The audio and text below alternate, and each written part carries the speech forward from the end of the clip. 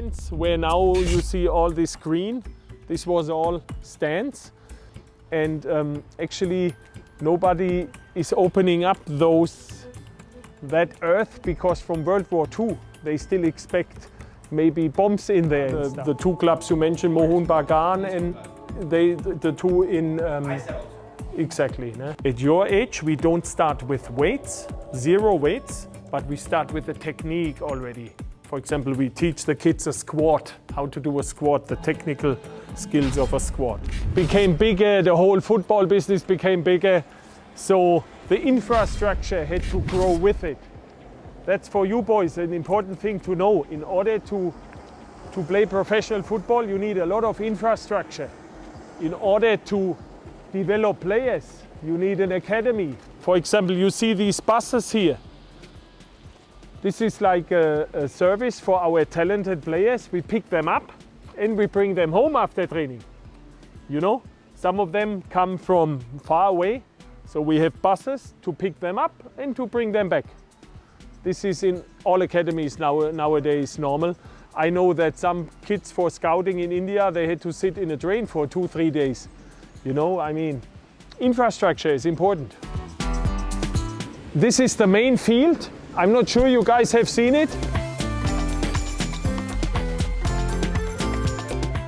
So basically only under 17 and under 19 play here. Only those two teams do their competitive matches here. No training, only competitive matches. And this whole area is called Riederwald. Riederwald was basically, this was a stadium in the old days. You can still see the kind of stands where now you see all this green. This was all stands. And actually nobody is opening up that earth, because from World War II they still expect maybe bombs in there and stuff, you know, and you would have to clean it all up. So we are safe, don't worry, but nobody is touching Riederwald and changes it, because this is one of the reasons. It would cost a lot of money to clean up the soil. Hello. And guys, you also see Wolfgang Stoibing Halle, and you see track and field, this. You know, we are not only a football club, we have more than 50 different kind of sport. Of course, football is the most popular one. Germany, everything is about football. But for example, behind this is a big tennis club, Eintracht Frankfurt Tennis. You will see in a minute. There's Eintracht Frankfurt, how do you call it, gymnastics. There's Eintracht Frankfurt boxing. There's Eintracht Frankfurt, I think cheerleading we have. We have frisbee, we have, what's that? Volleyball. Do we have volleyball? Volleyball, okay, see, he knows better. We have hockey, field hockey, ice hockey. Many, you will see.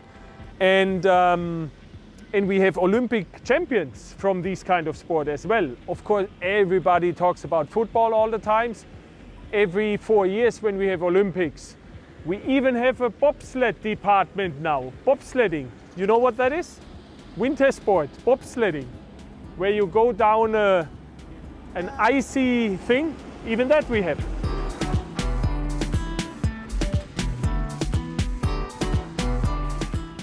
I talk a little while you listen. In order to be an academy, you have to fulfill certain criteria in Germany. You know, you need, of course, infrastructure, pitches, you need the coaches with the right license, you need homes for the players, which you basically see there.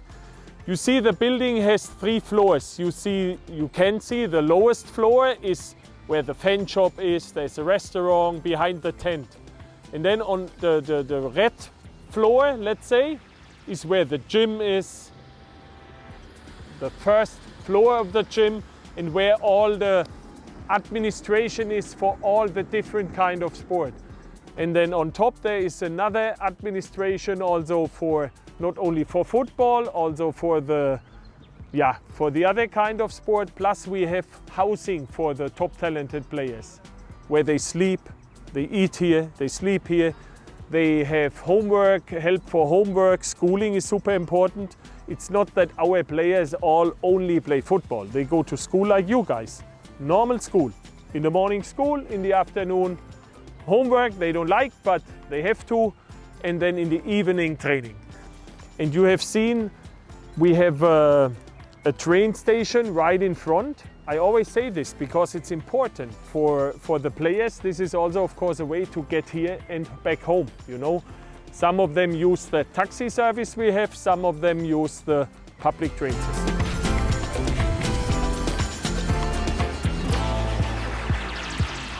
So here we have more natural grass pitches. Under 19 has their training here, under 17 and so on. So you see, you need space, generally speaking. The problem in Frankfurt is we don't have space. Housing is extremely expensive here, I know, because I live in Sachsenhausen. We would love to, you kicked some balls away, remember, in training. Those garden areas, we would love to buy it, but A, it's very expensive, and B, the people don't want to sell to have more space. So, and other clubs like Mainz, for example, Mainz is another club close by from the Bundesliga. They built basically their stadium outside of the city with a lot of pitches, or Gladbach is another club who did that. And in Frankfurt, our stadium, you have seen, was always there, will always be there, because traditionally this is how it is. We don't want to change that. The price, at one point, there's one death you have to suffer, right? You tradition, or you build something completely new. We decided for now to stay like this. Let's see what the future will bring. I hear rumors that in the next 10 years we will use this space here maybe for another building, administrative building, where we will also have more space for housing players, you know. But let's see what happens. From this way to the pitch? Say it again? So do the player go this way to the Yeah. No, they walk down here through that gate and then in there, you know. This is, by the way, a school. I think it's called the Pestalozzi School. But I don't think we have any players there. We have, which is important for you guys to know, we have schools we cooperate with. Elite Schulen des Sports, it's called. Elite schools of sport, where players who play for us have a special curriculum. Just as an example, when our under 19 plays in Munich on a Sunday morning, let's say, they already travel there maybe Saturday evening, sleep in Munich, and then play, and then come home late.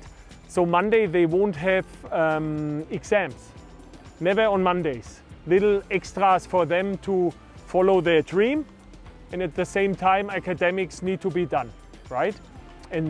Or they have an extra hour of sport, obviously football, not like the other kids, normal sport.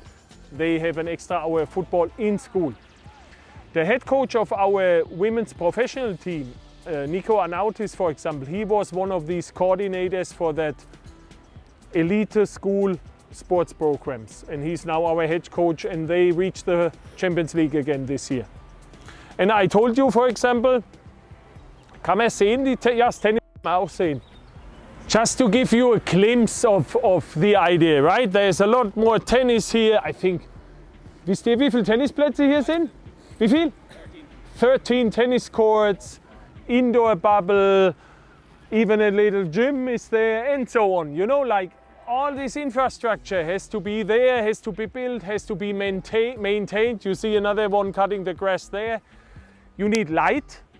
Guys, I know nobody talks about it, but light, super important, because Germany in winter, it gets dark by 4:30. I was at Tottenham Hotspurs at their youth academy, because we played with our under 19 team the Youth Champions League. You know it's called, when your first team qualifies for Champions League, your under 19 team plays automatically Champions League as well, in the same age group. And in Tottenham, beautiful there, really beautiful, I have to say. But at one point I realized they don't have light. They really don't have light, and I asked them why not. They are not allowed by the government, because light pollution, you might have heard about that, light pollution. So the people who live there don't want bright lights at night, so they cannot have light, which is a big disadvantage. So all their teams have to train at the same time, which is a huge problem. If you have light, you can stretch the day, you know. You can say, okay, you guys have practice at 4 and the last one maybe in the evening at 8. Big problem. Yeah.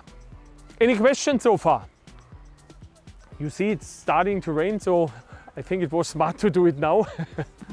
So 140,000 people have a membership with this club.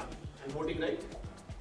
There are certain things first. You cannot become a member and immediately have a voting right, but I think it's after a year or something. I don't know the exact rules, but it's a good question. The president of the club, for example, is elected by the members. Huh? When we started 6-7 years ago, or I started, we were at I think 60,000 members. And now we have more than doubled it, you know, and it's still growing. Like we are the biggest club in the world with a professional soccer team. Yeah.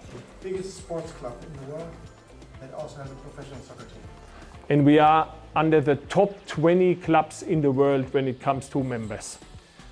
What do you have from it? For example, this question comes many times from adults from countries like India. India have 3 clubs similar model: East Bengal, Mohun Bagan, Mohun Sporting. Where you pay a membership fee, right? And you vote and you elect the president or the committee. Exactly, exactly. And I mean, those are the 2 clubs you mentioned, Mohun Bagan, and the 2 in. I said also. Exactly. Ne? The oldest club in the world. Yeah, with a big tradition. Yeah. This is normally also from where the matches of the youth are filmed from. On the artificial pitch there is another installed system, and we have even a little radio live coverage of the matches, stuff like that, you know. And bigger matches are even broadcasted here by these gentlemen and lady.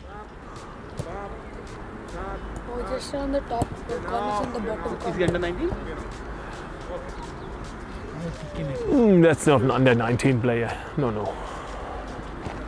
think so they're probably practicing on top corners and Special classes? bottom Special corners. class for him? Special coaching session for him? A special coaching session only on a technical skill. Individually. Individually. Like coach, right? Which player needs this?